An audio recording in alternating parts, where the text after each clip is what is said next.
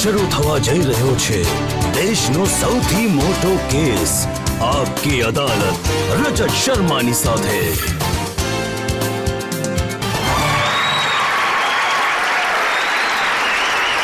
નમસ્કાર, આપકી અદાલતમાં આપણું ઘણું સ્વાગત છે। તો ચાલો શરૂ કરીએ આજનો કેસ। આપકી અદાલતમાં આજે આપણા મહેમાન છે એક એવા અભિનેતા જેમણે 700 થી વધુ ફિલ્મોમાં કામ કર્યું। ફિલ્મ હોય કે પછી રાજકારણ હોય, જનતાએ એમને ઘણો પ્રેમ આપ્યો। પ્લીઝ વેલકમ ભોજપુરી ફિલ્મોના મહાનાયક, હિન્દી ફિલ્મોના ચમકતા તારા, ગોરખપુરથી મેમ્બર ઓફ પાર્લામેન્ટ રવિ કિશન।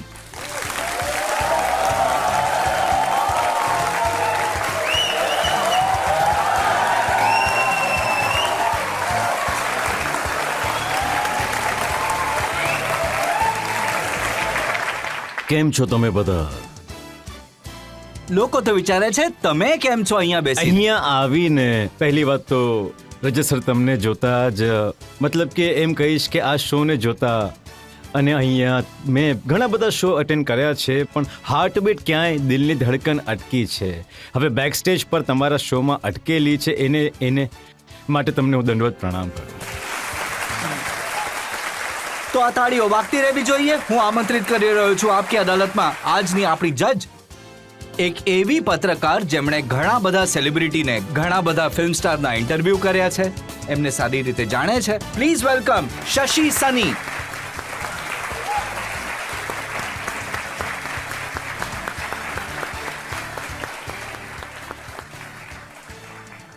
અને એ પહેલા કે આપકી અદાલતમાં આરોપો અને સવાલોનો સિલસિલો શરૂ કરીએ, આજના જજ શશી સનીની પરવાનગી લઈશું આજની કાર્યવાહી શરૂ કરવા માટે। કાર્યવાહી શરૂ કરો। આવો શરૂ કરીએ આપકી અદાલતમાં આજનો મુકદ્દમો। પહેલો આરોપ સુપરસ્ટાર રવિ કિશન પર। આપકી અદાલતમાં ભોજપુરી ફિલ્મોના સુપરસ્ટાર રવિ કિશન પર આરોપ છે કે તેઓ અતિ મહત્વકાંક્ષી છે। રવિ કિશનજી, તમારા બાળપણ વિશે જાણકારી મેળવી મેં 7-8 વર્ષની ઉંમરથી ગલીમાં, રસ્તા પર કોઈ પણ જાન આવી જાય એમાં નાચવા પહોંચી જતા હતા અને ઘેલાઓની જેમ નાચતા હતા। રામલીલામાં રોલ મળતો તો સીતાનો અને સપનું હતું અમિતાભ બચ્ચન બનવાનું। ઓ બરાબર રજતજી, તમે એવી વસ્તુ ખોદીને કાઢી છે ને કે જે ઘણા ઓછા લોકો જાણે છે આ દેશમાં। હા, હું સંગીત, કેમ કે માં ભગવતી સરસ્વતીની કૃપા હતી, સંગીત મ્યુઝિક વાગતું હતું તો મારા પગ આમ થરકવા લાગતા હતા। મને ખબર નહોતી કે કોઈ પણ સંગીત, કોઈની પણ જાન હોય, કોઈ પણ જઈ રહ્યું હોય, અને હું નાચવા લાગતો હતો। તો ત્યાં થયું હતું, અને એના પછી રામલીલામાં આ કલા આવી જ ગઈ। પછી રામલીલામાં તક મળી અને સીતાજી માટે માની સાડી લઈને જતો હતો, અને પિતાજીએ ઘણો માર્યો પણ હતો। અને જ્યારે એમને ખબર પડી કે આ નચનિયા બનબે કા આમાં તો એમને ખબર નહોતી કે આ જ અદ્ભુત દેશ, આ જ નચનિયાને સુપરસ્ટાર બનાવી દેશે, સાંસદ બનાવી દેશે। એમ્બિશિયસ, તમે સાચું કહ્યું, કેમ કે મારી પાસે માટીનું ઘર હતું, મારી પાસે કંઈ હતું નહીં। હું એક એવા પૂજારીનો દીકરો હતો જેણે પોતાના પિતાજીને તૂટેલી સાયકલ અને ફાટેલી ધોતીમાં જોયા હતા। માની પાસે નવી સાડી નથી જોઈ, તો મને એવું લાગતું હતું કે મારે એમને માટે એક નવું ઘર, મારી માને માટે એક નવી સાડી ખરીદવી છે અને પિતાજીને સારી ધોતી અપાવવી છે। તો નવું ઘર ખરીદવા માટે, નવી સાડી માટે તમે વિચારતા હતા કે દીવારવાળો અમિતાભ બચ્ચન બની જાવ? જી જી જી જી જી, સાચું કહ્યું તમે એકદમ। હું કંઈ પણ કરવા ઈચ્છતો હતો, મારે મારા પરિવારને સારું જીવન આપવું હતું, ગુંડો બની જાઉં, મવાલી કંઈ બની પણ જાઉં, કરી શકતો હતો। મને એ વખતે એવું હતું। બસ મને એ વખતે મને એવું લાગતું હતું કે આ મારા ભગવાન છે। મેં ભગવાનને તો જોયા નથી, મને મારા ભગવાનને સરસ રીતે સજાવેલા જોવા હતા, ફાટેલા કપડામાં નહીં। પણ મેં સાંભળ્યું છે કે મંદિરમાંથી ચોરી પણ કરી લેતા હતા તમે? જી જી જી જી, મેં ભગવાનના મંદિરમાંથી હા, હું હનુમાનજીનું મંદિર હતું તો ત્યાં વધુ શનિવારે પૈસા ચડતા હતા, વધારે ફેરા લેતો હતો, કેમ કે સિક્કા ચિપકાવેલા હોય છે ત્યાં, 10 પૈસા, 5 પૈસા, 20 પૈસા એ સમયે। તો એક બે રાઉન્ડ મારતો હતો, એક બે સિક્કા એમનો તિલક હતો તો તિલક પર પૈસા ચિપકાડતા હતા લોકો, અને હું પૈસા મારી લેતો હતો. અને પિતાજીની દુકાનમાંથી પણ પૈસા ચોરતા હા, હતા? પિતાજીની દૂધની દુકાન હતી, ત્યાંથી પણ પૈસા ચોરતો હતો. તો માર પડતો હતો? બહુ જ મારતા હતા. ઓલો લેધરનો પટ્ટા થયો ને એનાથી, એ પટ્ટાથી મારતા હતા, અને એટલે જ આજે હું ઘણો મજબૂત થઈ ગયો છું. હવે જુઓ, પૂજારીનો છોકરો જુઠ્ઠું પણ બોલે, હમ. ચોરી પણ કરે, અને પછી ચૂપચાપ મુંબઈ પહોંચી જાય હીરો બનવા માટે. ચૂપચાપ નહીં, રજતજી, થયું એમ હતું કે એ દિવસે એમણે મને ઘણો માર્યો. એમણે મને રેડ હેન્ડ પકડી લીધો હતો સીતાજીના રૂપમાં, અને પછી એમણે મને એટલું માર્યું હતું કે મારું મને ડેથ થઈ જશે મારી. એ બહુ ગુસ્સાવાળા હતા. મને મારી માએ 500 રૂપિયા આપ્યા હતા કે બેટા ભાગી જા, નહીં તો એ નહીં બચે, તું અહીંથી નીકળી જા ટ્રેન પકડીને. અને હું મારો જીવ બચાવવા માટે ભાગ્યો હતો, નહીં તો હું મરી જા તે દિવસે. પિતાજી મારી હત્યા કરી નાખત. તો સારું થયું એમણે માર માર્યો એટલે. જી જી જી, જો એ મને નહીં મારતે તો હું આજે આ શબ્દો બોલવા માટે અહીંયા કઠકરામાં બેસેલું ન હોત. તો મેં સાંભળ્યું કે જ્યારે પહેલા મુંબઈ પહોંચ્યા તો તમે મિથુન ચક્રવર્તીની જેમ બનવા માંગતા હતા? જી જી જી, મારા લાંબા વાળ હતા અને બધા કહેતા હતા કે તું દાદા લાગે છે, તો હું થોડો વાંકો પણ ચાલતો હતો, અને બધા કહેતા હતા પણ હતા. મને લાગતું હતું કે યાર હું એટલો અંદરથી સુંદર નથી, અને મિથુન ચક્રવર્તી મારા જેવા લાગતા હતા. મને લાગતું હતું કે મને લાગતું હતું કે ચાલો આ મારા જેવા છે તો એમના જ ફેન બનીને ત્યાં ક્યાંક હશે. પછી લોકોએ કહ્યું કે દાદાનો જીવ જ છે, એ સુપરસ્ટાર છે, તો તું દાદાની કોપી કરીશ તો તું કઈ રીતે ચાલીશ, તો તારે કંઈક અલગ બનવું જોઈએ. મિથુન દાદાને હું ઘણો પ્રેમ કરતો હતો, હમણાં પણ કરું છું. One of the finest actor we have. હું ડિસ્કો ડાન્સરને ઘણી બધી એમની બધી ફિલ્મો જોતો હતો, અને દાદાને પણ કહ્યું કે હવે આપણે ઘણા સારા મિત્રો બની ગયા છીએ અને ઘણી ફિલ્મો સાથે કરી છે. અને હા, દાદા જેવા ઘણા ઓછા એક્ટર છે. તો કઈ રીતે કામ મળવાનું શરૂ થયું?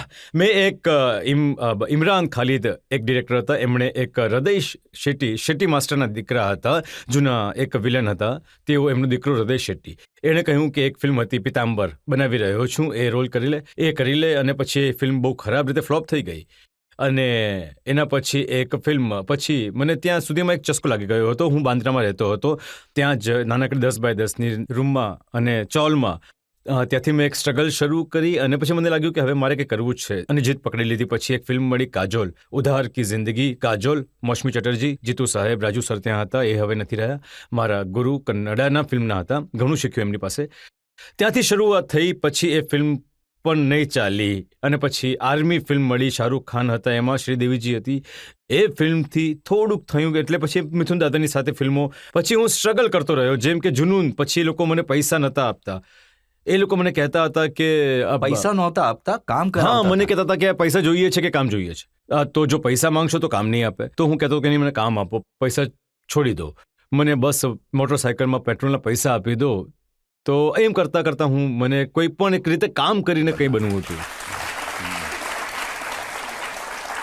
તો એ કયો દિવસ હતો જ્યારે તમને લાગ્યું કે હા, હવે મને રેકગ્નાઇઝ કરવામાં આવી રહ્યો છે ફિલ્મોમાં, મારા અભિનયને ઓળખવામાં આવે છે? સતીશ કૌશિકજી, હમણાં જેમની ડેથ થઈ ગઈ, એમણે મને બોલાવ્યો હતો ફિલ્મ માટે તેરે નામ, જેનો તમે હમણાં શોટ બતાવ્યો. સલમાન ખાન હતા એમાં.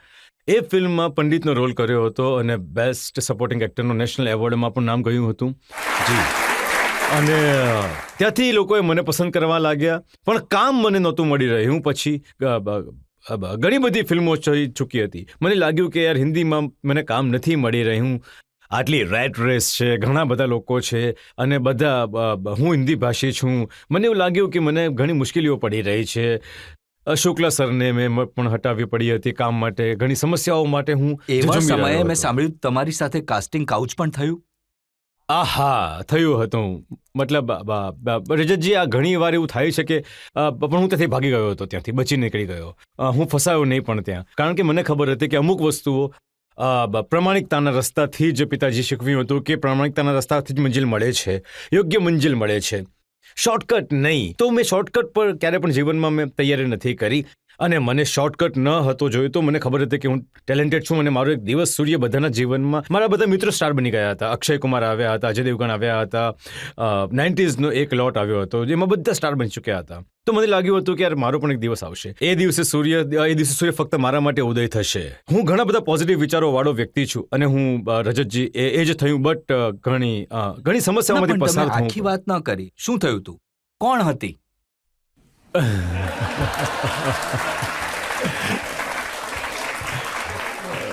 ગોડ તમે બધા ઘણા ક્યુરિયસ લાગી રહ્યા છો. ખેર અરે રજતજી હવે તમે આવું જીવનમાં થાય છે જ્યારે તમે સ્ટ્રગલ કરતા હો છો. તમારા બધા જીવનમાં પણ આવા લોકો આવ્યા હશે જેને આવતા રહેશે. મનુષ્ય છે બટ હવે હું એમનું નામ નહીં લઈ શકું બિકોઝ એ ઘણું મોટું નામ બની ચૂક્યા છે. એ ઘણી મોટી છે અને ખેર હું તો બચી ગયો ત્યાંથી. હું નીકળી ગયો. મેં કહ્યું કે નહીં કોઈ વાંધો નહીં, મને ફિલ્મ નથી જોઈતી. એમણે કહ્યું હતું કે કોફી પીવા રાત્રે આવો, મતલબ કોફી તો દિવસે લોકો પીવે છે. તો હું ત્યાંથી નીકળી ગયો અને હું ફસાયો નહીં. હવે જ્યારે રહસ્ય ખુલી જ રહ્યા છે તો એ પણ જણાવી દો કે તમને તમારું શરીર જોઈને જીગોલો બનવાની ઓફર પણ મળી હતી. અરે યાર હવે આ નહીં કરો યાર. હવે મારી પોઝિશન બદલાઈ ગઈ છે. આવી ઘણી બધી વસ્તુઓ ઓફર થતી રહેતી હોય છે. જ્યારે લાઈફમાં સ્ટ્રગલ કરતા હો છો ત્યારે ઘણા બધા પડાવ તમારા જીવનમાં આવતા રહે છે ને બધા ઈચ્છતા હોય છે કે તમે ફસાઈ જાઓ, ઉલઝી જાઓ. હું તો બધાને એ જ રિક્વેસ્ટ કરીશ કે કૃપયા તમે જીવનમાં સ્ટ્રગલના સમયમાં ફસાતા નહીં અને પોતાના પર વિશ્વાસ રાખો. મેં મારા પર વિશ્વાસ રાખ્યો હતો. મેં ઓપોર્ચ્યુનિટીથી સમાધાન કર્યું. તકની શોધમાં હું રહ્યો નહીં અને એટલે જ આજે મને આખો દેશ પ્રેમ કરે છે અને આખો વિશ્વ અને મને રવિ કિશનના નામથી જાણે છે. રવિ કિશનજી, આ સારી વાત છે કે તમને ખોટા રસ્તે લઈ જવાની કોશિશ કરવામાં આવી. તમે ખોટા રસ્તા પર ચાલ્યા નહીં એટલે જ આજ આટલા મોટા બન્યા. પણ મોટા બન્યા કેવી રીતે? એક ફિલ્મ હતી સૈયા હમાર. મોહનજી પ્રસાદજીને એમણે ઓફર કરી હતી એ ફિલ્મ અને એ હવે નથી રહ્યા. એ ફિલ્મ મેં કરી. મેં ફોન કર્યો. એ બોલ્યા ભોજપુરી ફિલ્મ છે. મેં કહ્યું ભોજપુરી કોણ જુએ છે? ત્યારે ભોજપુરી ઇન્ડસ્ટ્રી બંધ થઈ ચૂકી હતી અને એ ફિલ્મ ત્યારે મેં મારી માને ફોન કર્યો કેર ઓફ નંબર પર કામમાં. મેં કીધું કે મમ્મી સાંભળને એક ફિલ્મ છે એ છે કે ભોજપુરી ફિલ્મ છે, 75,000 રૂપિયા મળશે તો કરું કે ન કરું? તો માએ કહ્યું કે કરી લે ને. મેં કહ્યું ભોજપુરી કોણ જોશે મમ્મી? તો ભોજપુરી કરીશ તો હિન્દીમાં મને કામ નહીં મળે પછી. તો માએ કહ્યું કે અચ્છા તો બેટા કંઈ નહીં કરી લે. કંઈ નહીં તો ગામવાળા બેસીને જોઈ લેશે. એટલે કંઈ નહીં તો ગામવાળા જોઈ લેશે એ બેસીને. સમજાય ને હું શું કહું છું તમને? અરે વાહ, બોલો હર હર મહાદેવ. દોનો બોલો હાથો પાડ. નમ પાર્વતી પતે હર હર. વાહ. તો માએ કહ્યું કે ગામ જ જોઈ લેશે બેસીને. તો એ ફિલ્મ મેં કરી લીધી અને રજતજીએ આશીર્વાદ રહ્યા શિવજીના અને નેચરનો. એ ઘણી મોટી હિટ રહી અને મારી ત્યાંથી સુપરસ્ટારની યાત્રા શરૂ થઈ ગઈ હતી. પછી કબ હુઈ ગૌના હમારને રાષ્ટ્રીય પુરસ્કાર પહેલી ભોજપુરી ફિલ્મને મળ્યો હતો. રાષ્ટ્રીય પુરસ્કાર. ભોજપુરી ઇન્ડસ્ટ્રી ફરી શરૂ થઈ ગઈ. હા, મતલબ આજે રજતજીના કટકરામાં છું તો દેશને જણાવી દઉં કે ભોજપુરી પર અશ્લીલતાનો પણ મોટો આરોપ છે. પણ હું નેશનલ એવોર્ડ લઈને આવી ચૂક્યો છું એ ફિલ્મથી. ઉદિત નારાયણજીએ બનાવી હતી. પછી મારી બહુ બધી મૂવી આવી. પંડિતજીના બતાવો બિહાર કા એ એક મૂવી આવી હતી જેને બહુ મોટું એજ દરમિયાન મનોજ તિવારીજી પણ આવ્યા હતા સસુરા બડા પૈસાવાલા લઈને અને ભોજપુરી ઇન્ડસ્ટ્રી ઊંચાઈ પર આવી ગઈ હતી. આ ઇન્ડસ્ટ્રી હવે કેટલી ઊંચાઈ પર હતી એની અમુક ક્લિપો જોઈ અમે.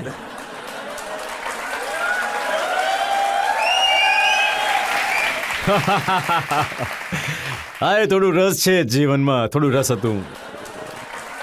પણ તમારા પપ્પા તો નહોતા ઈચ્છતા કે તમે ઇન્ડસ્ટ્રીમાં આવો. તો જ્યારે આ રસમાં તમે આવી ગયા તો એમણે જોયું. પછી આ રસની સાથે મારા પપ્પાના દુઃખના રસને મેં ઓછા કર્યા. ખેતર ગીરવે હતું છોડાવી દીધું. કાચા માટીના ઘરમાંથી મોટો બંગલો બનાવી દીધો. કાર આવી ગઈ અને પછી એમની પાસે સારા કપડાં આવી ગયા. ગામના બધા લોકો એમને મળવા આવવા ગયા. માન મળ્યું, ઉધારી પતી ગઈ. ભાઈ બહેનના બધા લગ્ન થઈ ગયા હતા. બધાને પોતપોતાના કામ મળી ગયા. તો આ જે આટલી મહેનત દિવસ રાત જે લગ્નથી કર્યું એને વળતરમાં એક બહુ મોટો પરિવાર સેટ થઈ ગયો હતો. તો ક્યારેક તમે પપ્પાને તમારી મૂવી બતાવી? જેમ કે તમારી એક મૂવી હતી જીના હે તો ઠોક ડાલ. માર દે જીના હે તો ઠોક ડાલ. હા, આવી મૂવી હતી. પપ્પાને મેં મૂવી બતાવી હતી પણ એ મારામાં લીન હતા એકદમ. બસ આમ મને જોતા રહી ગયા કે વાહ, આ છોકરાને મેં જન્મ આપ્યો છે કે. એમને લાગતું હતું કે હું પૂજારી છું. મારા ઘરમાં આ હીરો કેવી રીતે આવી ગયો? એ આશ્ચર્યચકિત થઈને જ મને જોતા રહી ગયા હતા. એમને લાગ્યું હતું કે ભગવાને જન્મ લીધો અને એ જ રીતે એ જોતા હતા મને. એ મારા ગુરુ હતા રજતજી. જો મારા જીવનમાં કોઈ ગુરુ છે, મેં કોઈને ગુરુ માન્યા હોય તો એ મારા પિતાને માન્યા છે. એ બહુ મોટા વિદ્વાન હતા. ના, એ જ્યારે જોતા હતા કે મારો દીકરો રવિ ફિલ્મોમાં ગાળો આપી રહ્યો છે, એક મૂવીમાં 452 ગાળો. હા હા હા કઈ મૂવી હતી? 452 ગાળો હા આપી હશે મેં કોઈ મૂવીમાં. મેં ક્યારે હું કોઈ સાંસદ નહોતો અને બસ કલાકાર હતો તો મેં કર્યું હશે, પણ હવે હા હું ગાળું નથી અવોઇડ કરું છું. હવે હું કહું છું કે ગાળુનો એક અલ્ટરનેટિવ કાઢી લઉં છું, જે કે આની જગ્યાએ આપણે આ બોલી શકાય છે કે પહેલાં ખબર નહોતી કે એકદમ જોશમાં હતો, જીવનમાં કામ નહોતું, એકદમ ભૂખ્યો હતો, તો જો કહેવામાં આવતું તો ગાળો આપો, આમ કરી દે, નાચી લે, આમ તે બધું કરી લેતો હતો, કેમ કે મારે જીવતા રહેવું હતું અને બહુ બધાને જીવતા રાખવું હતું. તો હું એ દિશામાં ચાલતો ગયો, કેમ કે મારી પાસે કોઈ બીજો ઉપાય નહોતો. હવે સંયમ આવી ગયું, ઉંમર થઈ ગઈ, છોકરાઓ મોટા થઈ રહ્યા છે, સમાજમાં આવી રહ્યું છે કે નહીં, હીરોની એક જવાબદારી હોય છે, હીરોએ સાચવવું જોઈએ, સમાજની જવાબદારી હોય છે, હીરોએ પોતાના દાયરામાં રહેવું જોઈએ. Hero should not do this, hero should not do that because he is a hero. Now I realize કે હીરોની બહુ મોટી જવાબદારી હોય છે, એની એ સ્થાનને પદને બહુ સંભાળીને આગળ વધવું જોઈએ આપણે. હવે હું એ બહુ બધી વસ્તુઓ હવે બહુ સંયમથી થઈ ગયો છું, એકદમ શાંત. તમે કહી રહ્યા છો કે ઉંમર થઈ ગઈ, લાગતું તો નથી. આજે તમે એક તાજા ખીલેલા કમળ જેવા જેટલા જ ખીલેલા લાગી રહ્યા છો, તો તમારા આ યુથફુલનેસનો, તમારી આ જવાનીનો રાજ છે શું? બહુ સુંદર સવાલ તમે કર્યો. અને એક તો હું વેજીટેરિયન છું, કસરત રોજ 1-2 કલાક કરું છું, શિવ ભક્ત છું, પૂજાપાઠ કરું છું, નિયમથી રહું છું. અને બધાની પાસે, જેમ કે તમારી પાસે કોઈ બિઝનેસ હશે, મારી પાસે એક બિઝનેસ નથી, હું પોતે એક બિઝનેસ છું, તો હું પોતે એક ઇન્ડસ્ટ્રી છું. અને લોકોના કેટલા કરોડો રૂપિયા મારા પર લાગેલા હોય છે. અત્યારે પણ અમુક 300 થી 400 કરોડ રૂપિયાની મૂવી દ્વારા, વેબ સિરીઝ દ્વારા, નેટફ્લિક્સે મૂવીએ અક્ષય કુમારજી સાથે મૂવી કરી રહ્યો છું, બહુ મોટી. તો 300-400 કરોડનું ઇન્વેસ્ટમેન્ટ અત્યારે પણ મારા પર ચહેરા પર છે. તો મારે બહુ સાચવીને રહેવાનું છે કે મારે એ પ્રોડ્યુસરને પણ જીવતો રાખવાનો છે. તમારા જેવા ફેન્સ લોકોને જેમને પ્રેમ આપીને મને પહોંચાડ્યો અહીંયા, તો એ મારા માટે એ જ વધારે જરૂરી છે. મેં સાંભળ્યું છે કે તમે કહો છો કે આજે મારી બોડી છે, મારું શરીર છે, એ મારો શોરૂમ છે. જી, આ મારો શોરૂમ છે. પણ તમે પણ પોતાને આ રીતે ફિટ રાખો અને બધા ઘણા સારી લાગી રહ્યા છો. Fitness is very important. Health છે તો વેલ્થ છે જીવનમાં. પૈસા તો આવશે અને જશે, બધું આવતું જતું રહેશે, પણ હેલ્થ ઘણી જરૂરી છે. આ એક એવી ઘડી છે જ્યાં આપણે એક બ્રેક લઈ શકીએ. રજતજી, આ તમારો પ્રેમ છે, રજતજી માટે જોરદાર તાળીઓ થઈ જાય. એક બ્રેક માટે રોકાઈશું અને બ્રેક બાદ આપકી અદાલતમાં સુપરસ્ટાર રવિ કિશન પર આરોપો અને સવાલોનો હજી એક દોર. ભાઈઓ, આજે આ આખા ભારતની સામે હું રવિ કિશન આ ગીત માટે કાન પકડીને માફી માંગુ છું. મને કહેવામાં આવ્યું હતું કે આ શોમાં જશો તો છોલાઈ જશો.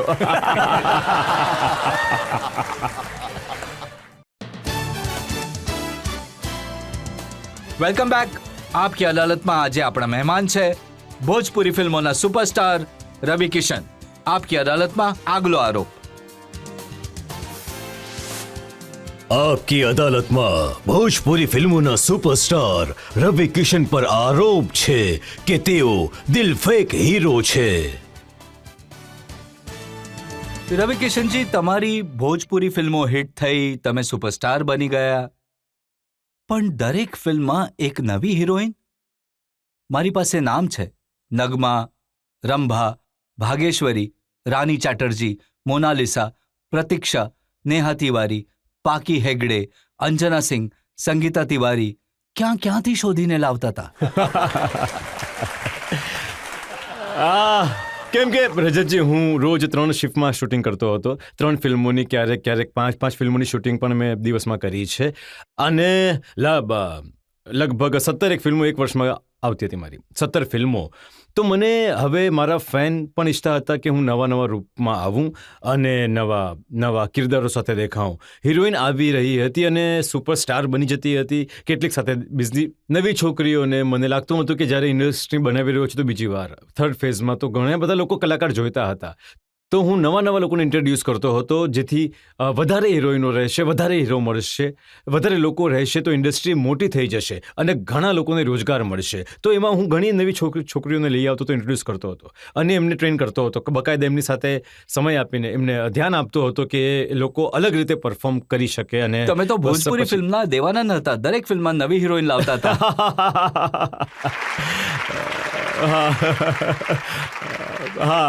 હવે અને તમારી ફિલ્મોના નામ, હવે તમને એક બે નામ કહું. કૈસન પિયાબા કા ચરિતરબા, कैसन पिया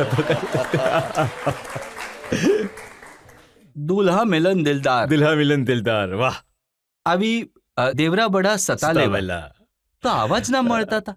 જો ભોજપુરીય સમાજ એક 25 કરોડની વસ્તી છે. આ આખા દેશમાં ભોજપુરી બોલવાવાળા, સમજવાવાળા 25 કરોડ લોકો છે, જજી, તમને પણ ખબર છે. અને આ સમાજ ઘણો જ એમની પાસે બાળકના જન્મ સમયથી મૃત્યુ સુધી સંગીત હોય છે.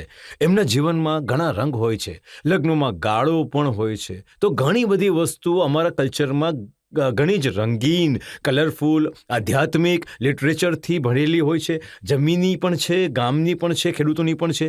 તો આ રંગ છે બધા, ઘણા બધા કલરફુલ રંગ ભોજપુરીય સમાજનો છે. અને એમાં અમુક વસ્તુઓ, અમુક શબ્દો એવા આવે છે જે મસ્તીના, થોડું જીવનમાં આટલો સ્ટ્રેસ છે, થોડું 2-2.5 કલાક લોકો આનંદ લઈ લે.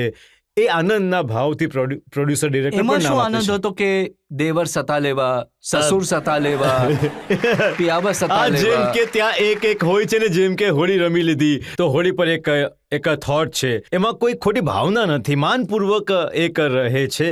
એક ભાભી દિયરનો સંબંધ, એક મા દીકરા જેવો સંબંધ હોય છે. પણ આ સમાજમાં અમે ગામમાં જોતા હતા અને ડિરેક્ટર પ્રોડ્યુસર લઈને આવતા હતા, બટ એટલે they want to attract the audience. તો they use to get all this titles and I said અચ્છા, ફાઇન. એટલે આનો મતલબ એવો નહીં કે તમે હિરોઈનોને સતાવતા હતા એટલે નો આવા નો નો title? નો નેવર. હું ઘણું સન્માન કરું છું. હું ઓલવેઝ મારી હિરોઈનોનું, મહિલાઓનું ઘણું સન્માન, આદર કરું છું. હું ઘણો માનું છું, કેમ કે લોકો ઘણી મોટી શક્તિ હા, છે. સન્માન તો દેખાતું હતું જ્યારે તમે એમની સાથે ગીતો ગાતા હતા.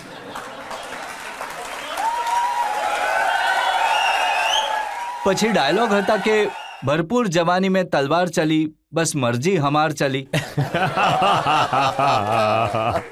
હા, એ ડાયલોગ હતો. હા, ફિલ્મનો ડાયલોગ હતો કે ભરપૂર જવાની મેં તલવાર ચલી, યહાં સબ મરજી હમાર ચલી. ઈ महफिल का मजा हम तरीका से ले, यहाँ मर्जी हमार चली. અને પછી ગીત ગાયું તો હાર લહેંગા ઉઠાબ દે અરે remote બાપ से. રે બાપ. ભાઈઓ, આજે સમગ્ર ભારતની સામે હું રવિ કિશન આ ગીત માટે કાન પકડીને માફી માંગુ છું. આ ગીત મેં નથી ગાયું. આ ગીત ગાયું હતું કદાચ ઉદિતભાઈએ, અને મનોજ તિવારીજીનો આમાં અવાજ હતો. નહીં, ઉદિતભાઈનો અવાજ છે, પણ ગીત મેં નથી. હા, ગીત આવ્યું હતું અને સેટ પર, કેમ કે હું 3 શિફ્ટ કરતો હતો તો મને ખબર નહોતી. હું ગાડીમાં, કારમાં સૂતા બીજા સેટ પર અને બીજા જતા ગીતે વાગવા લાગ્યો અને મારે પરફોર્મ કરવાનું હતું. પરફોર્મ કરીને બીજી જગ્યાએ જવાનું હતું. તો કેટલીક વાર હું એના પર હોમવર્ક નથી કરતો, જેમ તમે હોમવર્ક કરીને આવો છો રજતજી. આ શોની પાછળ હું જણાવું, ઘણી તપસ્યા હોય છે. આજે હું ઘણું શીખ્યો છું, કેમ કે હું સ્પોન્ટેનિયસ માણસ છું. હું ઘણું હોમવર્ક કરું છું, હું ઘણું ઓછું વાંચું છું, હું બહુ જ ડિરેક્ટલી આવું છું અને આમ કરીને જતો રહું છું. પણ જેમ આજે મેં આ શોનો ઇતિહાસ છે, આખું ભારત, આખું વિશ્વ જે સાંભળી રહ્યું છે, હું કહું છું કે તમે ઘણી તપસ્યા કરો છો આ શો બનાવવા માટે. અને આજે મારું હોમવર્ક છે એ કહે છે કે તમારી દરેક ફિલ્મના દરેક ગીતમાં ઘાઘરા, અરે. અંગિયા, ચોલી, લહેંગા આ જરૂર આવતા હતા. અરે ભાઈ, થઈ ગયું. હવે નથી આવતું. હવે પૂજા પાઠ આવે છે, હવે આવે છે.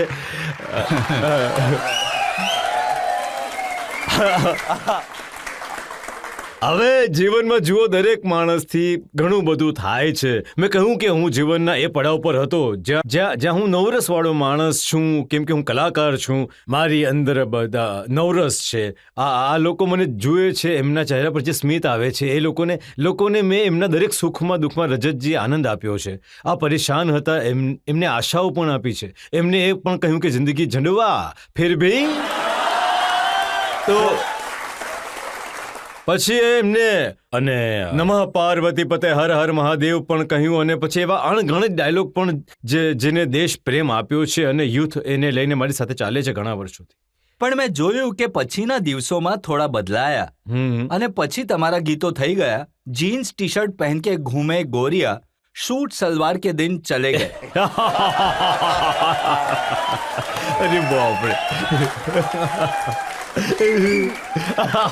મને કહ્યું હતું કે આ શોમાં જશો તો છોલાઈ જશો.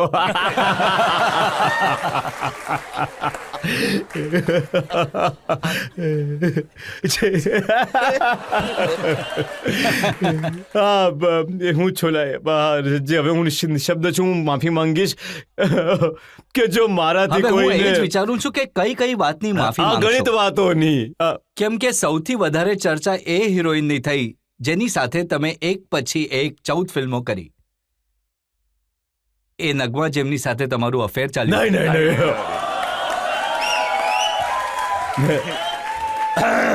જો આજે હું ક્લિયર કરવા માંગુ છું. તમે કોઈ એક હિરોઈન સાથે વધારે ફિલ્મો કરો છો તો મનુષ્ય છે, અને એને અરે વાહ 2 પિક્ચર, હવે 4 થઈ ગઈ.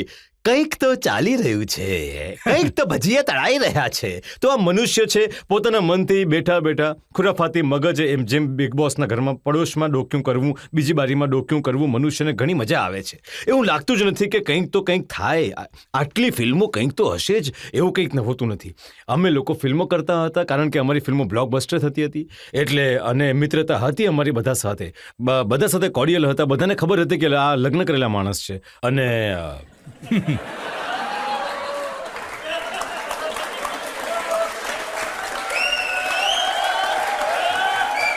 જો રવિ કિશનજી, લોકો એ જ વિચારે છે કે પ્રોબ્લેમ એ જ થયો કે લગ્ન થયેલા અને વાઈફે કહ્યું કે આંખોથી ગોળી મારશે, હું ખરેખર ગોળી મારી દઈશ.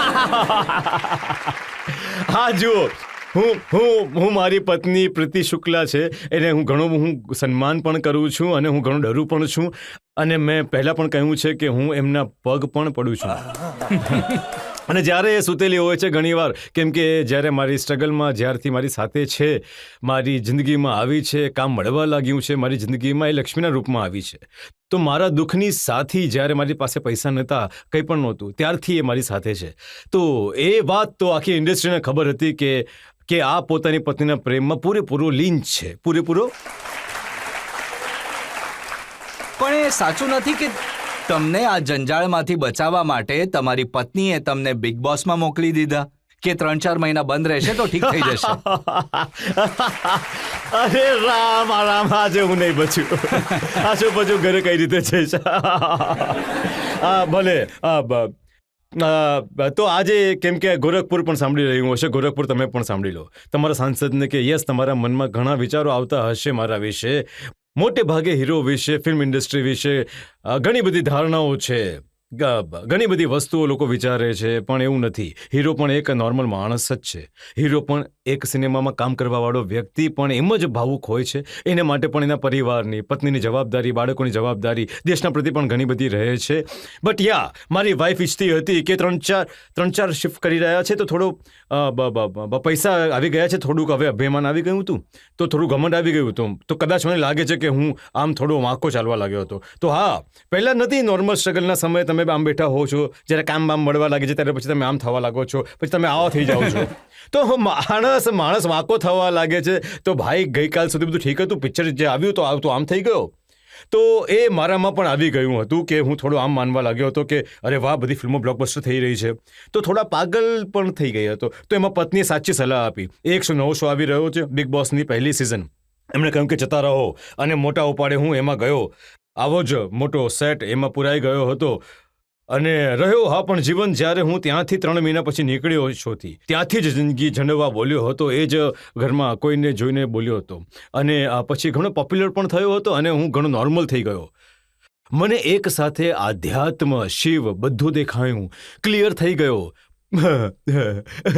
પત્ની, બાળકો, બધું જીવન એકદમ શોર્ટેડ થઈ ગયું, એકદમ ક્લિયર કરીને. અને પછી હું 3 મહિના પછી એક ઘણી મોટી કેદમાંથી બહાર નીકળ્યો અને આધ્યાત્મની કેદ હતી બિગ બોસ મારા માટે. અને બિગ બોસે મારી જિંદગી પર ઘણી મોટી અસર કરી. એટલે બિગ બોસે તમને સુધારી દીધા. હા, બિગ બોસે તમને પૂરી દે છે. તમને પોતે જ પોતાની જાતને ક્યાંક તો બગડી જાઓ, ક્યાંક તો પોતાની જાતને ઘણા સવાલો પૂછો છો, કેમ કે સમય બેઠા હોય છે. તમને મોબાઈલ ન હોય, ટીવી ન હોય ને કાંઈ, તો તમે એકલા બેઠા બધી ખુરાફાત ચાલતી રહે છે મગજમાં. શું ખોટું, શું સાચું, શું આ, શું તે. પણ જે સમયે તમે બિગ બોસમાં ગયા, તમે ઘણા મોટા સ્ટાર હતા, 17 ફિલ્મો તમારી ફ્લોર પર હતી, તો આ રિસ્ક નહોતું? ઘણું મોટું રિસ્ક હતું. મને લાગ્યું હતું કે હું બહાર નીકળીશ, ઘણા બધા હીરો આવી ગયા હશે. ફિલ્મ ઇન્ડસ્ટ્રીમાં તો એવું હશે કે 2 મહિના તમે ગાયબ થઈ ગયા તો બીજું કોઈ આવી જાય છે. બટ નેચરલ છે, તમારી કોઈ રાહ નથી જોતું. આપણને ગલતફહેમી હોય છે કે મારા લીધે ઇન્ડસ્ટ્રી ચાલે છે. કોઈએ પણ આ ગલતફહેમીમાં ન રહેવું જોઈએ. કોઈને લીધે કંઈ ચાલતું નથી, સમય ચાલતો રહે છે. તો મને પણ એવું હતું કે પણ એ રિસ્ક લઈ લીધું મેં. એ રિસ્ક જરૂરી હતું મારા પરિવાર માટે લેવું. અને મેં મેં એ પણ સાંભળ્યું કે બિગ બોસમાં તમે હતા તો તમે તો ત્યાંથી ભાગવાની કોશિશ પણ કરી હતી, ભીત તોડીને. જી. એકવાર છાપરું તોડીને ભાગી ગયો હતો, એકવાર માઇક ચાવી ગયો હતો, થોડી નફટાઈ કરી હતી મેં. એકવાર અયોગ્ય વ્યવહાર કર્યો હતો મેં. બિગ બોસને મને નોમિનેટ કર્યો હતો, પણ દેશની જનતાએ મને ઘણો પ્રેમ કરવા લાગી. કહ્યું કે આ અદ્ભુત જેવો વ્યક્તિ મળી ગયો છે, આને છોડવાના નથી. અને 3 મહિના પૂરા દેશે મને ત્યાં અટકાવી દીધો. સાચે જ, તમે જે કંઈ પણ છો આ જનતાના લીધે છો, પબ્લિકને કારણે છો. વધુ એક બ્રેક માટે રોકાઈશું અને બ્રેક પછી આપકી અદાલતમાં સુપરસ્ટાર રવિ કિશન પર આરોપો અને સવાલોનો હજી એક દોર. ಉಲ್ಗತ್ಲಾ ಎವ್ಲ ಪುಣ್ಗ ಇರ್ಕಿದ್ರೆ ಅದ್ಲಾಂ ಬಿಟ್ಟಿತ್ತು ಎನ್ನ ಒತ್ತು ವರಾದ ಪುಣ್ಕಾಗ ಆ ಲೈರೆ.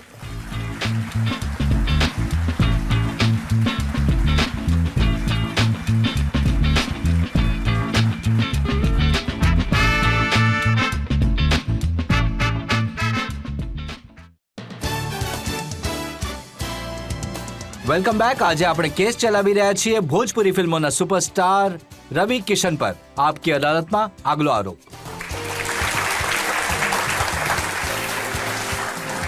આપકી અદાલતમાં ભોજપુરી ફિલ્મોના સુપરસ્ટાર રવિ કિશન પર આરોપ છે કે તેઓ અહંકારના શિકાર થયા. રવિ કિશનજી, આજકાલ તો તમે ઘણી સારી વાતો કરો છો, પણ એક જમાનો હતો જ્યારે લોકોએ કહ્યું કે પૂજારીનો સંસ્કારી દીકરો અહંકારી થઈ ગયો. એક પ્રોડ્યુસરે મને કહ્યું કે એને કહેવામાં આવ્યું કે જો રવિ કિશનને ફિલ્મોમાં લેવો હોય તો ઘણી તૈયારીઓ કરવી પડશે. એ રોજ દૂધથી નહાય છે, ગુલાબના પાંખડીઓ પર સૂવે છે, વ્હાઇટ એલિફન્ટ જેવો છે. હા, સાચું કહ્યું. હા, હું એવો હતો. મારું એમ એવું કરતા હતા તમે? જી. દૂધથી નહાતો હતો અને ગુલાબની પાંખડી પર સૂતો હતો, પાંખડીઓ પર. મને એવું લાગતું હતું કે હું એક એક્ટર છું અને આ બધાની મને ઘણી જરૂરી છે. તો આ લોકોને ખબર છે કે અલ્પચીનોનો જ્યારે અચાનક જ તમને અલ્પચીનો ભણાવવા લાગે છે, રોબર્ટ એમિલિયરની ફિલ્મો બતાવવા લાગે છે, એન્ડ દે સે કે this is actor was like this actor use to this, આ એક્ટર આવું કરશે તો તમારી અંદર કંઈક તમે એકદમ ઊંડાણમાં ઉતરી જશો. અમિતજી કેવા કેમેરામેન જોતા હતા, તો તું પણ આવું કંઈક કર. અલ્પચીનો જો સ્ટાર ફેઝમાં, ગોડફાધરમાં 500 વાર જબરદસ્તી લોકોએ બતાવી દીધી હતી. અને હા, હું દેશી કલાકાર, હું અલગ જ બ્રીડનો કલાકાર. ભલે તો આ મેં થોડા નાટક કર્યા હતા, બધા ડ્રામા, કે આનાથી માહોલ બની જશે, કેમ કે અમે સાંભળતા હતા કે રાજકુમારજી આવતા હતા તો એક એમના સોલનું એક પેલું કાઢી લેતા હતા, જાની, અને પોતાના કારનો મિરર તોડીને રાખતા હતા અને એમાં જોતા હતા. તો આ બધા એક્ટરોની પોતપોતાની એક આદતો હતી. તો મને લાગતું હતું કે યાર હું દૂધથી નહાને જઈશ, ચર્ચા રહેશે કે દૂધથી નહાય છે. એમાં અમારી એક ફિલ્મ ગેંગ્સ ઓફ વાસીપુર રહી ગઈ કે કોણ લાવશે દૂધ 25 લીટર રોજ અને કોણ નવડાવશે, એના કરતાં એને લઈએ જ નહીં. તો અમારું નુકસાન પણ થયું, પછી એ બધું છોડી દીધું. તો આ એક ઇનિશિયલી મેં વિચાર્યું કે કેમ કે પિતાજીની શરૂઆતમાં દૂધની દુકાન હતી તો તમે દૂધથી નાતા હતા. આ રજતજી, જ્યારે અચાનક તમે એકદમ ગરીબીમાંથી આવો છો, કંઈક મેળવી લો છો ને તમે ચકાચૌંધ મુંબઈ માયાનગરીમાં ઘણી મોટી, તમને પાગલ થવામાં ટાઈમ નથી લાગતો. મુંબઈ તરત જ પાગલ બનાવી શકે છે અને પાગલ થઈને લોકો ત્યાં જ ગાંડા પણ થઈ જાય. તો દરેક જગ્યાએથી પૈસા વરસી રહ્યા હતા, આ થઈ રહ્યું હતું, તે થઈ રહ્યું હતું, પૂછાઈ રહ્યું હતું ક્યાં જઈ રહ્યો છે, તો તમે થઈ જાઓ છો. ઇનિશિયલ સ્ટેજ ઉપર હું એક નવો સુપરસ્ટાર બન્યો હતો, થોડો હું પાગલ થઈ ગયો હતો, એવું નથી થયું, સાચું કહ્યું, એમાં કોઈ ખોટી વાત નથી. અને પછી હું ઘણો નોર્મલ થઈ ગયો. બિગ બોસના ઘરથી જ્યારથી હું નીકળ્યો ત્યારથી હું એકદમ શાંત થઈ પણ ગયો. ઈશ્વરે ઘણીવાર તમને સિગ્નલ આપ્યા. એક તેલુગુ ફિલ્મની શૂટિંગ કરી રહ્યા હતા તમે, તો હાડકા તૂટી ગયા. જી. હું એક ફિલ્મ સુપ્રીમ કરી રહ્યો હતો અને હું શૂટિંગ સમયે ફાઇટ માસ્ટરને હું સમજાવી રહ્યો હતો, કેમ કે હવે એક્શન આટલી ફિલ્મમાં કરી છે તો થોડી સેન્સ છે કે મને એક્શન ટ્રેન્ડ માણસ છું. તો મેં કહ્યું કે આ જીપ પલટી જશે, એ માન્યો નહીં મારી વાત, અને એ જીપ પલટી ગઈ. અને હું અમુક જુનિયર ફાઇટર હતા એમને બચાવવાના ચક્કરમાં મેં વિચાર્યું કે યાર મારી બોડી સારી છે તો હું જીપને હું લઈ લઈશ. તો જીપે મને ક્રશ કરી નાખ્યો. જીપ તો જીપ છે, એનું બોનેટ હતું મારા પર, અને મારા બધા કોલર બોન બધું બહાર આવી ગયું હતું તૂટીને. તો બધું હાથ બાદ તૂટી ગયું હતું. મને લાગ્યું કે ભગવાન, હું તો અપાઈસ થઈ ગયો, હવે કઈ રીતે થશે. પછી ઈશ્વરે, સુનિલ શેટ્ટી મારા મિત્ર, એમનો ફોન આવ્યો કે રવિ સ્વિમિંગ પુલમાં જા, પાણીથી રિકવર થઈ જા. પાણીમાં રહ્યો 40 દિવસમાં હું રિકવર થઈને પછી હું પાછો. તો દૂધથી નાવાનું છોડી દીધું તમે. પણ ઈશ્વરે ઘણીવાર તમને સિગ્નલ આપ્યા.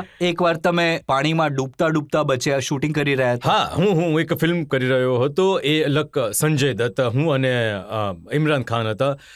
કેપ્ટાઉનમાં સાઉથ આફ્રિકામાં હતો, તો શાર્કની સાથે શૂટિંગ હતી અને પાણીની અંદર હતો. અને એ મેં સ્કુબા અને ટ્રેન ન હતો, એટલે કેમ કે હું કોઈ ભોજપુરીની શૂટિંગ કરવા ઇન્ડિયા આવી ગયો હતો, તો હું ટ્રેન ન હતો. અને ડાયરેક્ટલી એ લોકો ગયા અને શૂટિંગમાં પાણીમાં નાખી દીધો. અને ઉપરથી શાર્ક માછલીએ ફરી રહી હતી. શાર્ક માછલીઓને તમે નાની માછલીઓ ફેંકો તો એ માણસના સૌથી ખરાબ માંસ મટન જો કોઈનું હોય તો એ આ માણસોનું હોય છે. તો એને કોઈ ખાવાનું પસંદ નથી કરતું, જાનવર પણ નહીં. તો એ ગલત ફહેમીમાં આપણે નહીં રહેવું જોઈએ કે આપણે લોકો સુંદર છીએ, આપણને કોઈ ખાવા નથી માંગતું. તો જાનવર તો જોવા પણ નથી ઈચ્છતા, તો ખાલી મારીને જતા રહે છે ઘણીવાર.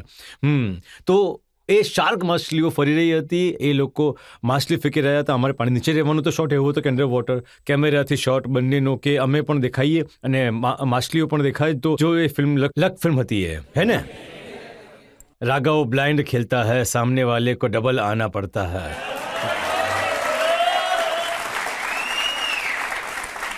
केम के रेस में तो टट्टू दौड़ते हैं, राघव तो शेर है. સો એ હતું અને એમાં હું ડૂબતા બચ્યો, because I was not trained to inhale properly and survive inside. અને આઈ વોઝ જસ્ટ માસ્કને કાઢીને હું ઉપર આવવા લાગ્યો અને હું એ લોકોએ વજન બાંધ્યું હતું પગ પર, તો 15-20 ફીટ નીચે જઈ શકો. અને એમાં પણ જીવ બચી ગયો. આઈ ઓલમોસ્ટ ડાયડ, પણ હું બચી ગયો. ભગવાને મને ઘણી વાર બચાવ્યો છે. અને પછી એકવાર હું ભોજપુરી ફિલ્મનું શૂટિંગ કરી રહ્યો હતો અને એ ફાઇટ માસ્ટર નબળો કેબલ લાવ્યો હતો. તો પહાડ પરથી નીચે ઉતરતીને ફાયરનું કાપવાનું અને ઠપ દઈને કેબલથી નીચે જવાનું છે. તો એમાં ખબર પડ્યું કે બજેટ ભોજપુરી ફિલ્મનું નહીં હતું, સારું નહોતું, સારા તાર નહોતા. તો એણે સસ્તાવાળા તાર મંગાવ્યા હતા, જેમાં મને લટકાવી દીધો હતો. એમાંથી એક તાર તૂટ્યો તો એકદમ સારું માથું એક પથ્થર પર ઘૂસી ગયું. આમ ઘણી વાર મારા હાથ પગ, હું જીવતો બેઠો છું, એ મહાદેવની કૃપા છે. અને હું તો બાબા ક્યારનો જઈ ચૂક્યો. પણ જે સ્ટાર આટલા નખરા કરવા વાળો હતો, અક્ષય કુમારની સાથે એ હેરાફેરીમાં તોતલો કેવી રીતે બની ગયો? 2 લાખ દે દેને તો થોક ડાલે દા.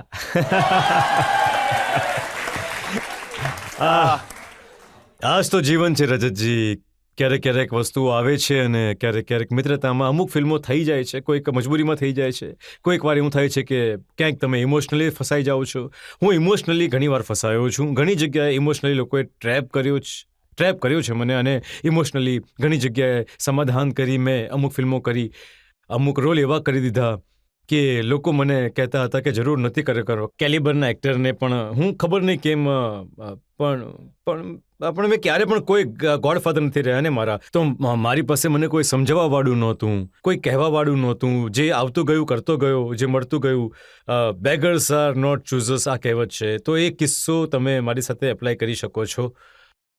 હવે તો મનોજ તિવારી તમારી સાથે મેમ્બર ઓફ પાર્લામેન્ટ છે, એક જ પાર્ટીમાં તમે બંને છો. પણ એક જમાનામાં એમની સાથે પણ ઘણી રાઇવલરી હતી. અમે 13 વર્ષ માટે એકબીજાના રાઇવલ રહ્યા છીએ. અમે લોકો કોમ્પિટિટર હતા. મતલબ અમે બંને એક મંચ પર જતા નહીં. અમે બંનેને ખબર પડે કે ત્યાંથી આવે છે તો હું અહીંયાથી નીકળી જાઉં.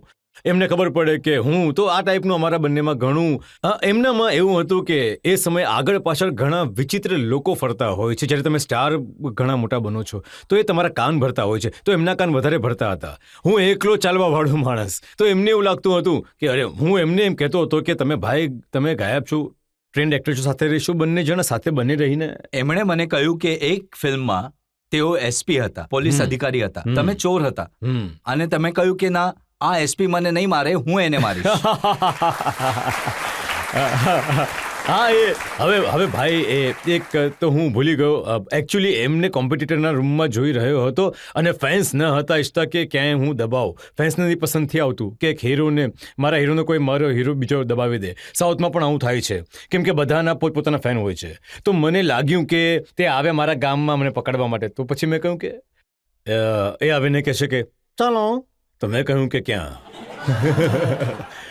મેં કહ્યું સાંભળા, આ મારું ગામ છે, ઠીક છે, અહીંયાના પાંદડા પણ તૂટે છે ને, તો એટલે જ્યારે પાંદડા તૂટે ને તો એ મારો દરવાજો ખટખડાવે છે અને પૂછે છે ભાઈ હું પડું કે નહીં.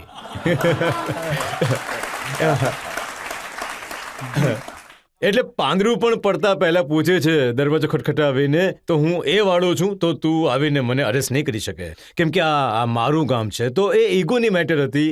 આજે અમે બંને ઘણું હસીએ છીએ, આજે બંને સારા મિત્રો છીએ, આજે મારી વચ્ચે ઘણો પ્રેમ છે. અને નિદેશ લાલ યાદવ પણ આઝમગઢથી માનનીય સાંસદ છે. તો વી લવ ઈચ અધર એન્ડ હવે અમે લોકો હસીએ છીએ અને એમને અમારું બધું ગમે છે. ભૈયા કહે છે, મને કહે છે, એમનો મોટો ભાઈ જેવું છે. ઠીક છે.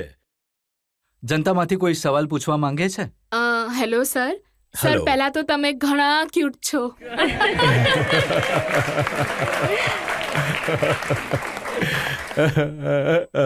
આ મેં નહોતું વિચાર્યું. અચ્છા, alright, thank you so much, thank you. Sir, એક મૂવી છે દેવદાસ, જેમાં શાહરુખ સરે એક ડાયલોગ બોલ્યો હતો, कौन कमबख्त बर्दाश्त करने के लिए पीता है. જો શાહરુખ સરને બદલે તમારે એ ડાયલોગ બોલવાનો હોય ભોજપુરીમાં તો કઈ રીતે બોલશો?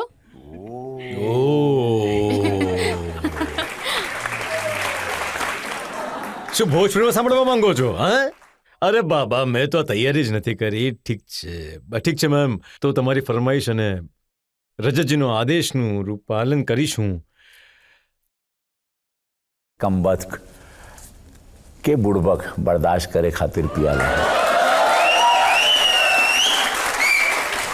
हम तो पीला के जहाँ हम बैठ सकें, तोहरा के देख सकें, तोहरा के बर्दाश्त कर सकी, मदहोश बेहोश हो सकी हो, पारो के भुला सकी, लेकिन पारो के एक याद भैया हो, हमारा होश के खोई नहीं खिदे ना ही चढ़ा लो कितनो पीला.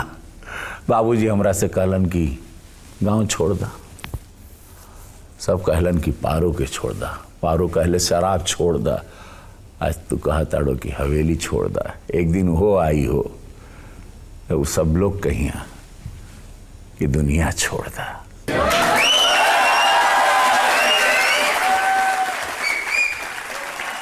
જો શાહરુખ ખાનનો ડાયલોગ તમે ભોજપુરીમાં બોલો છો એ સમજી શકીએ. શાહરુખ ખાન પણ ભોજપુરી બોલી શકે છે, પણ તમે તો સ્પાઈડરમેનને ભોજપુરી બોલાવી દીધી હતી.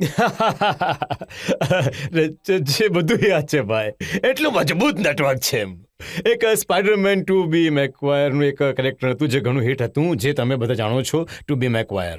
તો એ યશતા હતા, universal studio wanted me to speak in Bhojpuri. તો હવે વિચારો, સ્પાઈડરમેન વર્લ્ડ ફેમસ, કેટલા હજાર કરોડોનો બિઝનેસ કરે છે. અને ભોજપુરીમાં, કેમ કે ભોજપુરીનો દોર એટલો ચાલી રહ્યો છે દોર, તો એમાં એક ડાયલોગ હતો, એ મેં જ્યારે ડબ કર્યો તે તમારી સમક્ષ, કેમ કે આ અદ્ભુત અદાલતમાં બેઠો છું, આખો દેશ જોઈ રહ્યો છે. તો એ છે કે सुन रहे हम ही माकड़ मानव, ढेर बोल लेना और समाज के डरौले तो इतना जान ले तेरा छाती पे चढ़ा,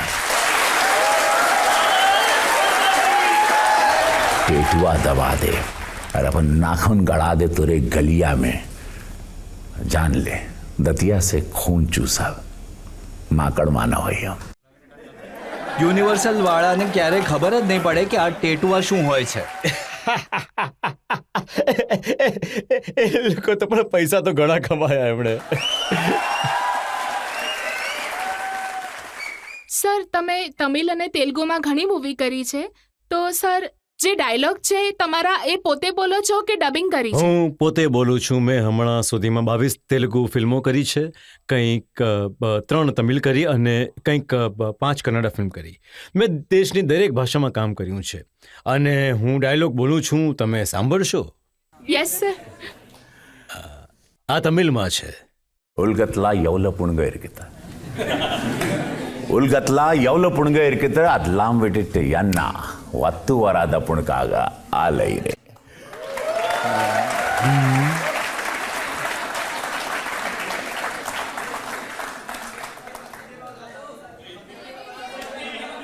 એ પૂછે છે તમે જે કહ્યું એનો અર્થ શું છે? એનો અર્થ એ છે કે દુનિયા અરે ઘણો રોમેન્ટિક અર્થ છે.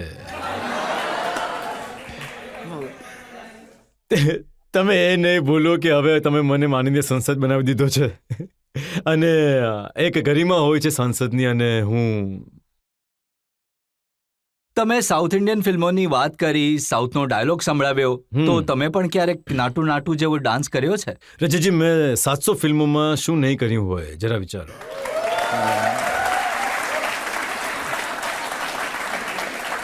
અમે તમારા પોપ્યુલર સોંગ પર તમારો ડાન્સ જોવા માંગીએ છીએ. વાવ! હું ઈચ્છું છું કે ગર્લ્સ આવી જાય, બધી છોકરીઓ આવી જાય.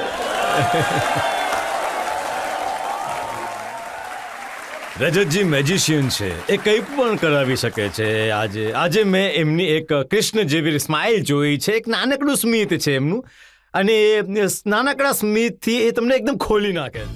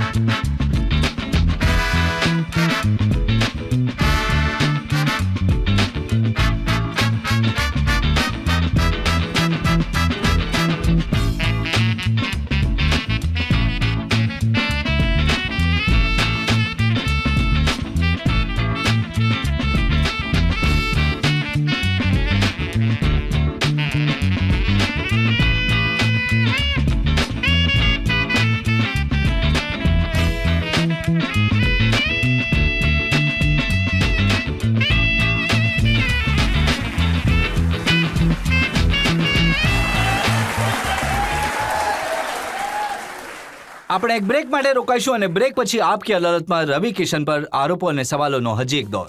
તમે એક બિલ લઈને આવ્યા છો જનસંખ્યા નિયંત્રણ પર, પોપ્યુલેશન કંટ્રોલ પર, અને એ ભૂલી ગયા કે તમારા પોતાના કેટલા બાળકો છે? મારા 4 બાળકો છે. તો તમે તો કરી લીધા, બીજાને રોકો છો?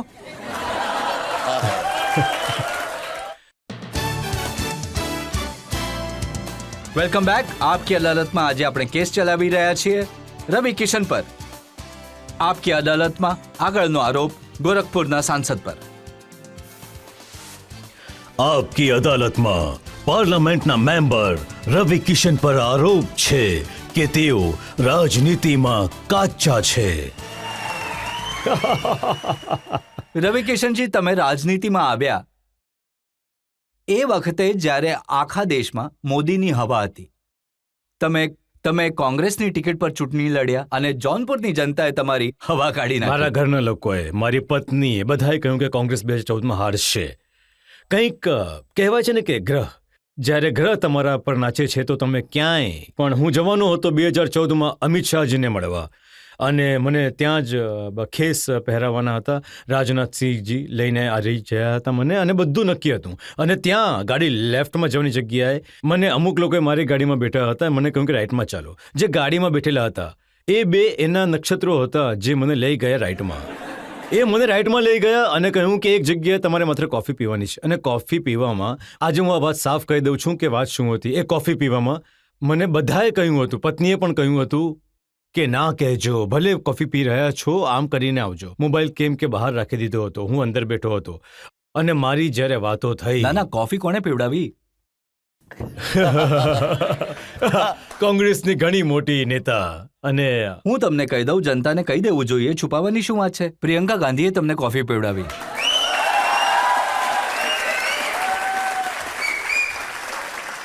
હું આમ કરતા કરતા જેમ કોઈ ગ્રહ આવ્યો હોય અને મેં માથું આમ કરી નાખ્યું, ના કે મને તે પણ હું નહીં લડી શકું, અને મેં ત્યાં જવાનું હતું અને મેં હા કહી દીધી. હાર થઈ ગઈ. અને દરેક માણસ, તમે પણ જીવનમાં ભૂલ કરી હશે, મારાથી પણ થઈ નહીં, ગઈ. અમે તો જોયું કે મનોજ તિવારી તમારાથી વધારે ચતુર નીકળ્યા. એ પહેલી વારમાં 2014માં જ મોદીજીના રથ પર સવાર થઈ ગયા. મનોજ ઘણો સ્માર્ટ છે. એ હંમેશાથી મનોજ બ્રેન સારું વાપરે છે. અને મેં કહ્યું છે ને કે ભાવનાઓમાં મેં પહેલા પણ કહ્યું કે ઇમોશનલ ઘણીવાર જગ્યાએ જીવનમાં હું ગબડી ગયો છું. ઘણી નહીં, જો જગ્યાએ. તમે ગબડીને અહીં નહીં આવ્યા હોત તો તમે રાહુલજીની સાથે યાત્રા કરી રહ્યા હોત.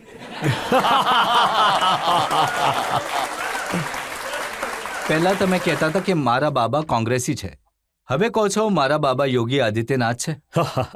જો સાચું છે, પહેલાના સમયે જે પાર્ટી હતી એ જ દેશ કહે છે ને કે અમને વધારે સમજ ન હતી. એક જ પરિવાર ચલાવી રહ્યા હતા. એ પરિવાર કઈ રીતે ચલાવી રહ્યો હતો કંઈ ખબર નહોતી. એવું લાગતું હતું કે બસ આ જ લોકો છે, આ જ ચલાવશે. અંગ્રેજો જતા રહ્યા પછી આમના હાથમાં જ બધું આવી ગયું છે.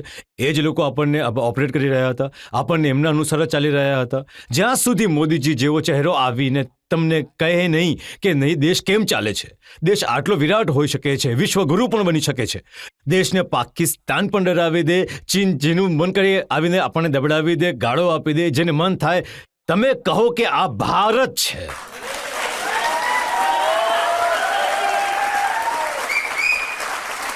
પણ જુઓ, યોગીજીએ તમને ગોરખપુરથી લડાવ્યા. હવે ગોરખપુર તો એ સીટ છે જ્યાંથી હંમેશા કોઈ સાધુ સંત લડતા હતા, સંન્યાસી લડતા હતા. 40 વર્ષ તેઓ જીતતા રહ્યા. તો લોકોએ કહ્યું ને કે આ કોણ નાચવા ગાવા વાળો આવી ગયો અહીંયાથી લડવા માટે.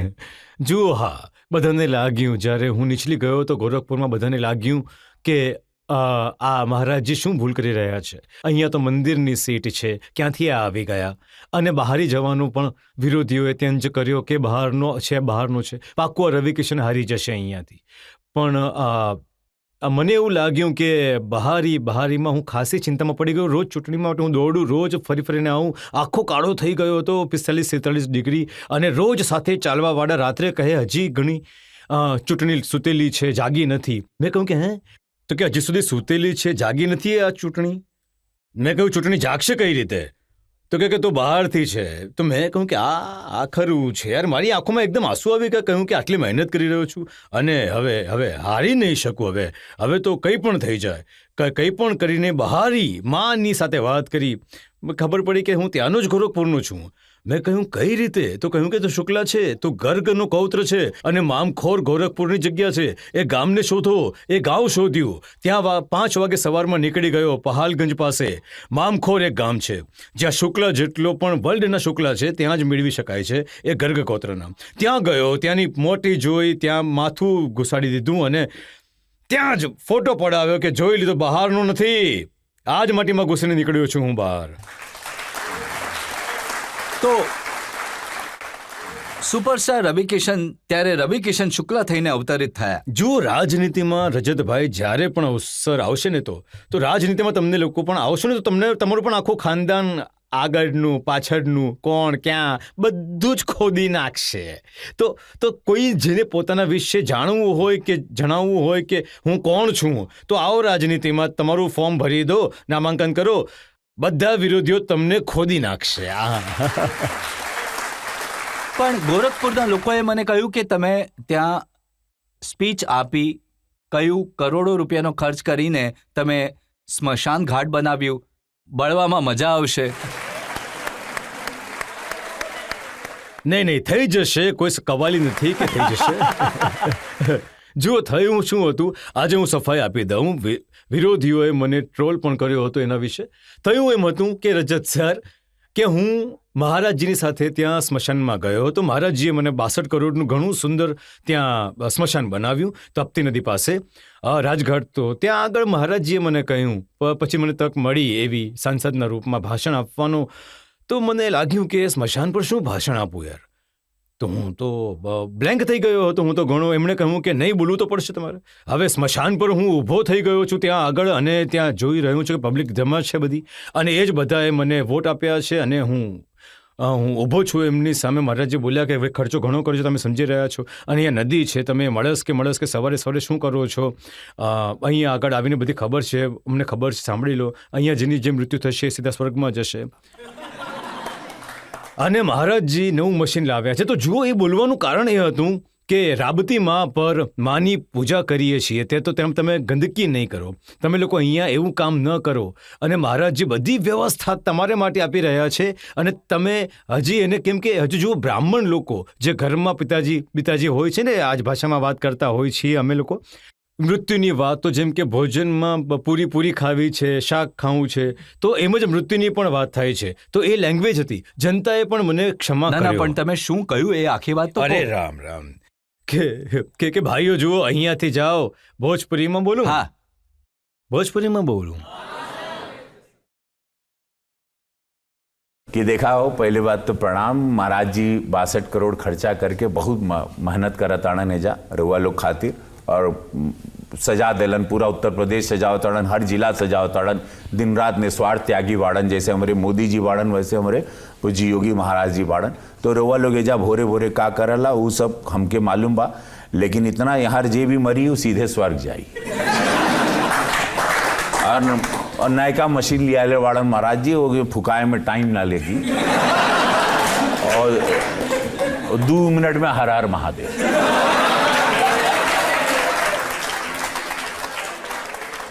ઓ માં બુમા બુમ, જે શૌચ કરશે એ નરકમાં જશે, જે શૌચ નહીં કરશે એ સ્વર્ગમાં જશે. તો એમ મતલબ સમજી રહ્યા છો, વાત સફાઈની હતી, વાત હતી કે જગ્યાની પણ રક્ષા તમે કરો. જ્યારે બોલી રહ્યા હતા તો મેં જોયું કે યોગીજી હસી હસીને લોટપોટ થઈ રહ્યા હતા. આટલું હસતા પહેલા મેં ક્યારેય નથી જોયા. મહારાજજીને જુઓ, મહારાજજીને એક તો મહારાજજીને ભોજપુરીથી ઘણો પ્રેમ છે. બીજી વાત એવી હતી કે મતલબ હું પોલિટિકલી નથી વાત કરી શકતો. જો રજતજી કલાકાર છું, આવી રીતે જ વાત કરું છું. દેશ મને એટલે જ પ્રેમ કરે છે કેમ કે હું આવો જ છું, અને હું કઈ બનાવટી કરવા જઈશ તો દેશ મને પ્રેમ નહીં કરે. પણ વારંવાર જોઈએ છે કે તમે યોગીજીના કાનમાં કંઈક ને કંઈક ફૂંકતા હો છો. શું કહો છો તમે એમને? કા હલવા મહારાજજી, ઓર સબ બઢિયા. ભોજપુરીમાં વાત કરું છું. મને ભોજપુરી, હું તમને કહું છું કે આપકી અદાલતમાં, જનતાની અદાલતમાં હું હંમેશા કંઈ પણ વાત કરું છું એમનાથી તો ભોજપુરીમાં વાત કરું છું, અને એ એમને બહુ પસંદ છે. મહારાજજીને બહુ ગમે છે ભોજપુરી. તમે એમને કહો છો કે એમનું બુલડોઝર બહુ ગમે છે તમને? જુઓ, મેં આટલી બધી મૂવી બનાવી છે, બધી ભોજપુરીમાં બહુ બનાવી છે. મેં અહીં લાશોના ઢગલા પણ જોયા છે, મેં રામગઢ સરોવરમાં લાશોને તરતી જોઈ છે, મેં હત્યાઓ થતી જોઈ છે, મેં ગનશોટ પણ જોયા છે, મેં ત્યાં લોકોને ખુલ્લા આકાશમાં બંદૂક ચલાવતા પણ જોયા છે એક જમાનામાં. અને એ જ 2017 પછી જ્યારે મહારાજજી આવ્યા અને પછી કાનૂન વ્યવસ્થાને, નિયમને એમણે ડબલ ઇન્જિન સરકારે સંભાળ્યું. આજે નહીં તો પહેલા 4 જિલ્લાઓ એક માફિયા ચલાવતા હતા યુપીમાં, અને મૂવીમાં અને વાર્તામાં પણ મેં જ બતાવતા કે રાઇફલ ચાલે છે, આ ચાલે છે. હવે કોઈની હિંમત નથી. આ બુલડોઝર એ માટે કે તમે જો સમાજની બહેન દીકરીઓને ડરાવશો તો હફતાઓ વસૂલશો, તમે હત્યા કરશો, છોકરાઓને ડરાવશો, લોકોમાં સમાજમાં ભય પેદા કરશો, તો બુલડોઝર જરૂર ચાલશે, તમને માટીમાં જરૂર દાટી દેવામાં આવશે. અને મહારાજજી જે કહે છે એ કરે છે. તેઓ જો કહે છે કે માટીમાં મેળવી દેશું તો જરૂર મેળવી જ દેશે.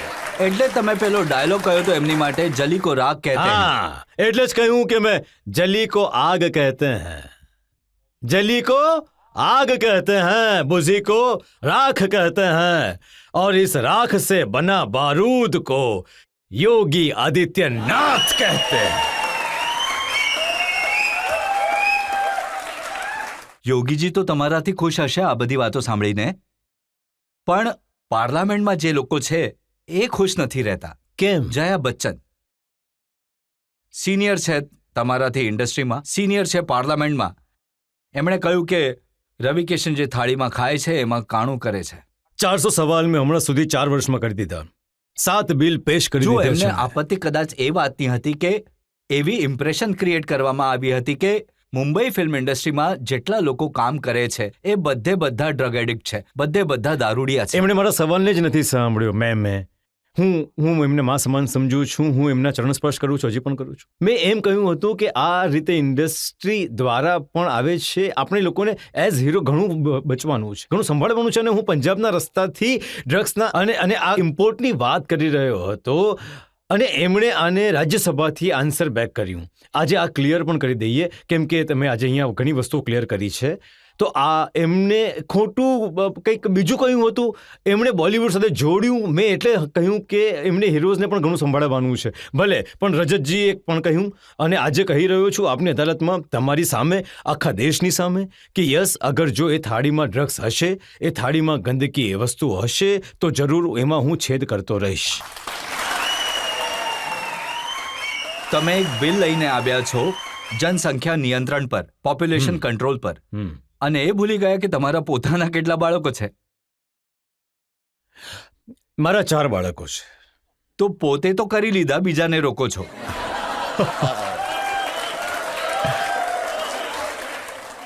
રજતજી, આ જો બિલ પહેલા આવ્યું હોત તો આપણે બધા સચેત હોત.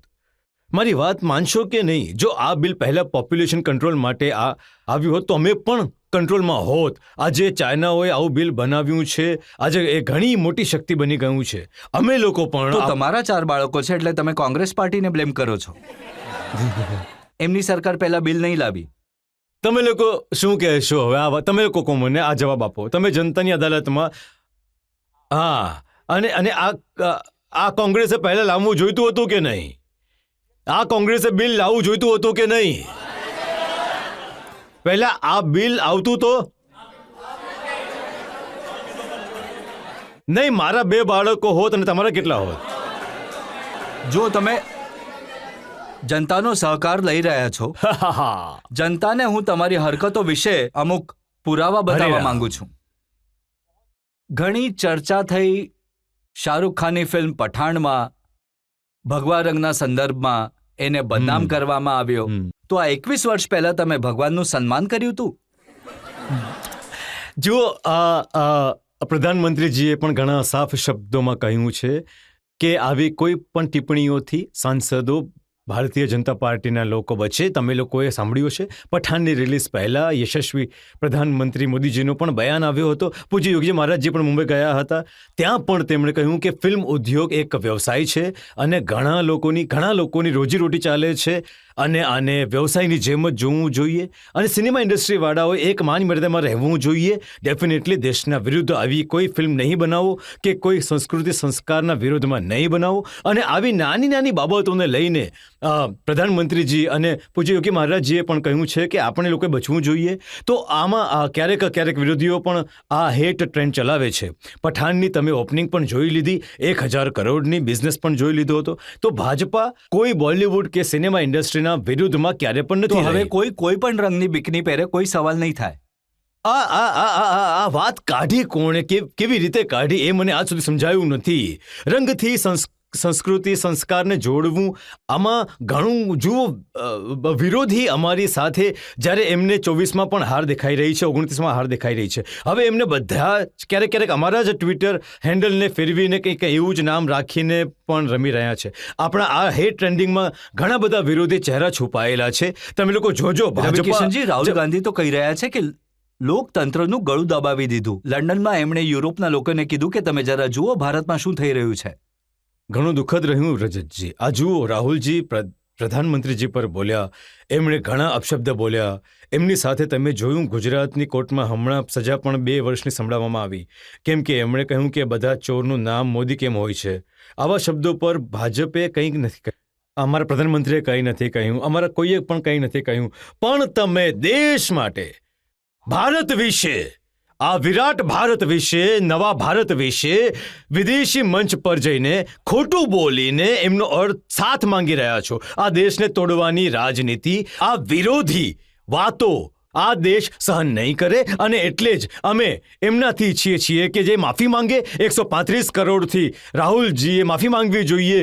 દેશના વિરોધમાં તમે દેશમાં કંઈ પણ બોલો, તમે આપણા દેશમાં જ લડો, જે લડવું કરવું હોય કરો, સદનમાં લડો, જેને જે બોલવું હોય તમે બોલો. વિદેશમાં જઈને હવે આ નવા ભારત જેને મોદીજી રિપ્રેઝન્ટ કરે છે, તમે એના વિરુદ્ધ એક શબ્દ નહીં બોલી શકત.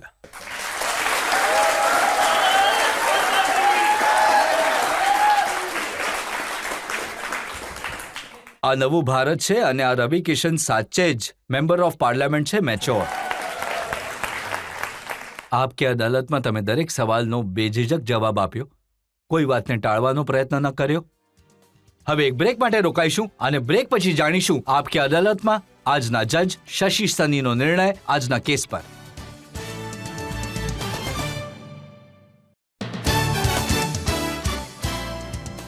Welcome back. આપ કી અદાલતમાં આજે આપણે કેસ ચલાવ્યો અભિનેતાથી નેતા બનેલા રવિ કિશન પર. આપણે એમને પૂછ્યું એમના સંઘર્ષ વિશે, એમના એરોગન્સ વિશે, એમની રાજનીતિ વિશે અને એમના અફેર્સના વિશે. હવે સમય છે આપ કી અદાલતમાં આજના જજ જાણીતી પત્રકાર શશી સનીના નિર્ણયનો. રવિજી, તમે ઘણા સાહસ અને ઈમાનદારીથી જવાબ આપ્યા. કોઈ પણ સવાલ તમે એવોઇડ નથી કર્યો. કદાચ આ જ તમારી સૌથી મોટી સ્ટ્રેન્થ છે. અને તમે એ પણ પ્રૂવ કર્યું કોર્ટમાં કે તમે ઘણા મોટા સુપરસ્ટાર છો એન્ટરટેનમેન્ટની દુનિયામાં. તમારે હવે એ જ પ્રૂવ કરવાનું છે નેશનલ પોલિટિક્સમાં. તમારા બધા જ વોટર્સ અને ફેન્સ આ જ આશા રાખે છે અને અમે જોવા માંગશું કે તમે નેશનલ લેવલ પોલિટિક્સમાં ઘણા મોટા રોલમાં આવો. Thank you. Thank you. આજ આશા સાથે, આજ વિશ્વાસ સાથે કે રવિ કિશન આવી જ રીતે લોકોને એન્ટરટેન કરતા રહેશે, લોકોના દિલ જીતતા રહેશે અને રાજનીતિમાં પોતાની એક આગવી જગ્યા બનાવશે. આજનો આ કેસ અહીં સમાપ્ત કરીશું. તમારી સાથે મુલાકાત થશે આવતા સપ્તાહ એક નવા વ્યક્તિત્વ સાથે. ત્યાં સુધી નમસ્કાર.